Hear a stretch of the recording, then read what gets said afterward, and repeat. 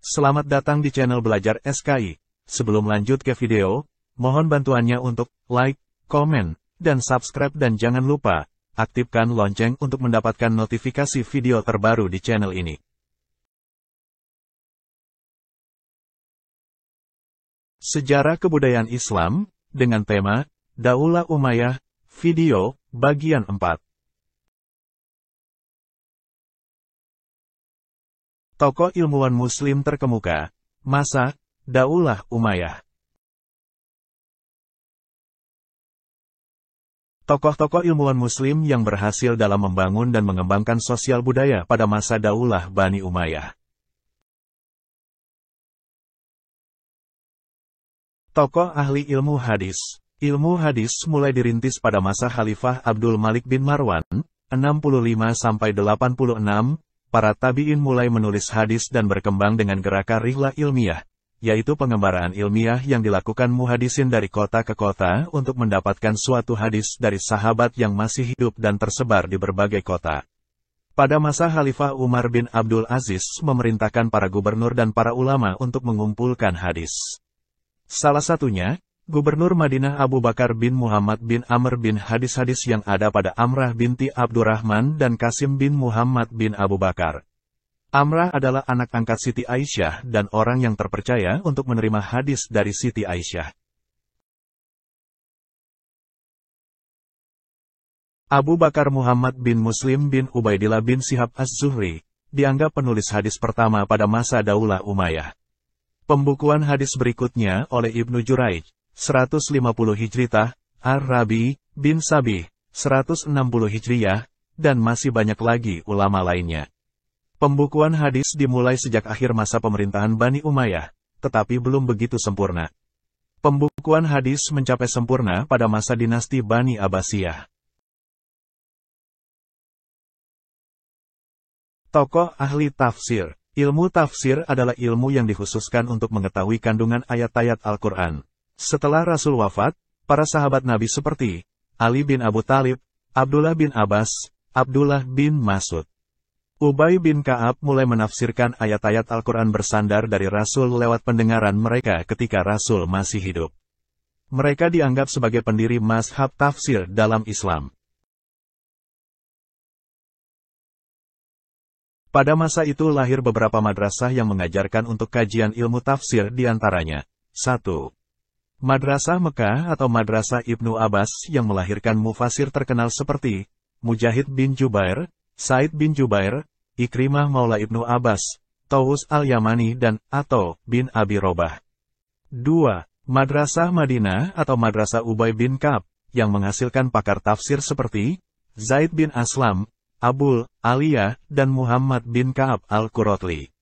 3. Madrasah Irak atau Madrasah Ibnu Mas'ud, di antara murid-muridnya yang terkenal adalah Alqamah bin Qais, Hasan al-Basri dan Qatadah bin Diamah as-Sudi.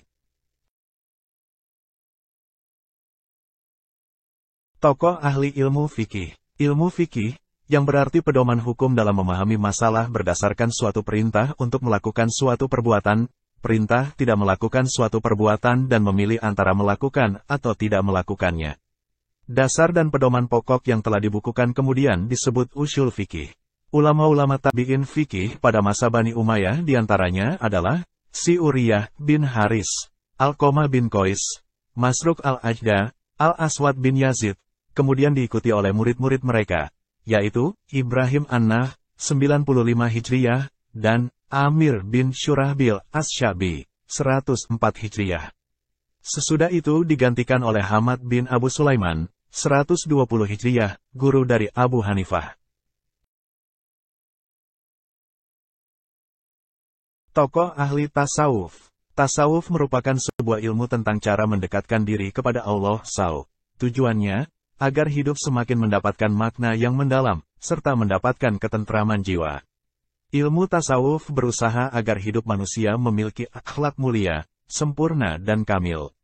Munculnya tasawuf, karena setelah umat semakin jauh dari Nabi, terkadang hidupnya tak terkendali, utamanya dalam hal kecintaan terhadap materi.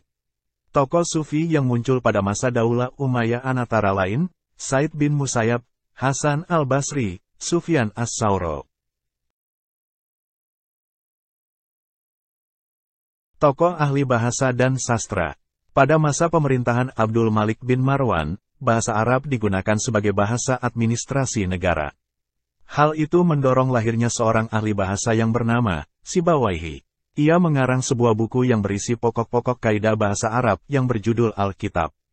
Sastrawan-sastrawan Muslim muncul pada masa ini antara lain, Nu'man bin Bashir al-Ansari, 65 Hijriah, 680 Masehi, Kais bin Mulawah, termasyhur dengan sebutan Laila Majnun, 84 Hijriah, 699 Masehi, Al-Akhtol, 95/710 Masehi, Abul Aswad al-Duwali, 69 Hijriah, Al-Farasdak, 114 Hijriah, 732 Masehi, dan Jarir, 111 Hijriah, 792 Masehi.